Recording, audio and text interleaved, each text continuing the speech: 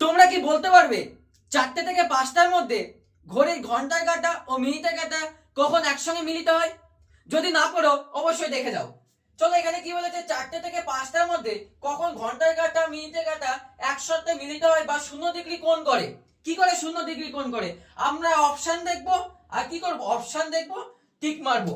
Option থেকে tick মারবো, তার মানে অপশন আমাদের ডি হবে। কিভাবে হলো দেখো, কি হচ্ছে, 4টে থেকে 5টার মধ্যে, তার মানে কি 4টের পর 5টার আগে, তাই আছে।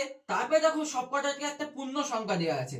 সেই পূর্ণ সংখ্যার প্রথম সংখ্যাটা, সেই পূর্ণ সংখ্যার প্রথম সংখ্যাটা যেমন এটা 21, এটার 21 যোগ এই সংখ্যাটা মানে উপরের সংখ্যাটা 7, তাহলে কত হচ্ছে 28। 8 হচ্ছে, 28 আসলে হবে না। এই দুটো সংখ্যা যোগ করে যদি আমাদের লাস্টে 0 আসে, তবেই আমাদের সেই অপশনটা সঠিক হবে, চলো সেইভাবে অপশন করে টেস্ট করি। তার মানে এটা তো হলো না, বাদ। তারপরে কি দেখি, 20 যোগ 9 29, তার মানে লাস্টে 9, এটা হবে না, এটাও হবে না। তারপরে সংখ্যা চেক করি, 22 যোগ 7 সমান সমান 29, এটাও নয়, এটা হবে না। চলো, 21 যোগ 9 সমান সমান 30, লাস্টে 0, এটা কি হবে, তাই দেখো টিক মেরেছি।